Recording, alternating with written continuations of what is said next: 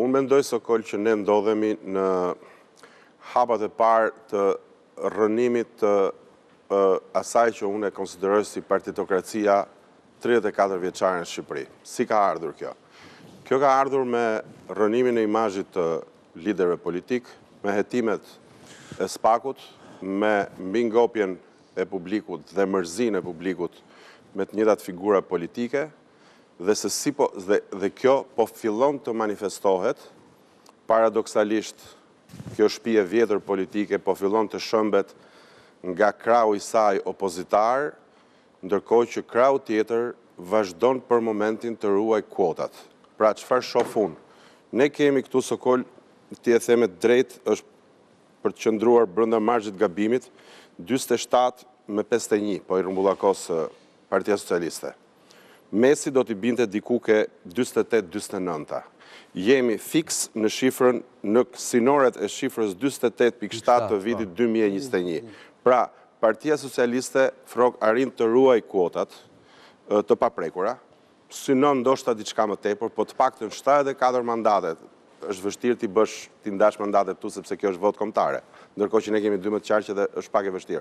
Por si votë proporcionale, po them, Partia Socialiste konsensusin e 2021 arrin ta replikojë me gjithë problemet që ka pas, me gjithë 4 vjet konsum më tepër dhe me gjithë atë 30 vjet Hamburg. Patjetër, dhe me gjithë atë që ti e the që po kërkon mandat në 4, ndërkohë që opozita kërkon edhe një 30 vjet Hamburg.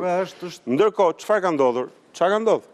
Dhe unë këtë e sjell tek ajo fillimi i rrënimit partitokracisë Shqipëri, prej të cilës përfitojnë indirekt, jo se janë burrat zot, sepse realisht po e shohim, nuk është se janë, jo falë, lutem, do dalë tek ato partitë e reja që edhe ti i trajtove edhe dje, jo se këta janë më të zotët, sepse këta janë vetëm persona që lëvizin nëpër Shqipëri dhe që hiqen si parti politike, deri tani të paktën, por edhe këta, aty ku dikur ka dështuar Bamir Topi, Kreshnik, Spahiu, po marrë vetëm të fundit.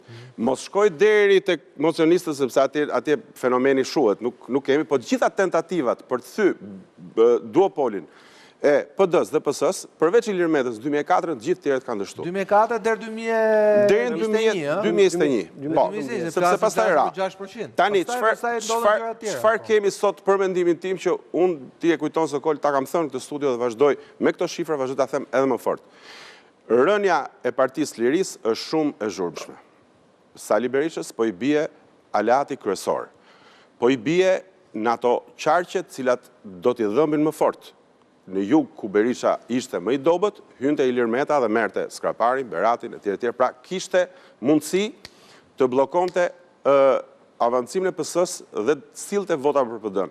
Sot ndodhemi përballë një fenomeni ku në kuadrin e rënies së saj partitokracie pra të vjetër, fenomeni më i dukshëm është që Partia Lirisë me shkrirjen e çiftit që ka justifikuar prezencën dhe qenien, ekzistencën e vetë partisë, bie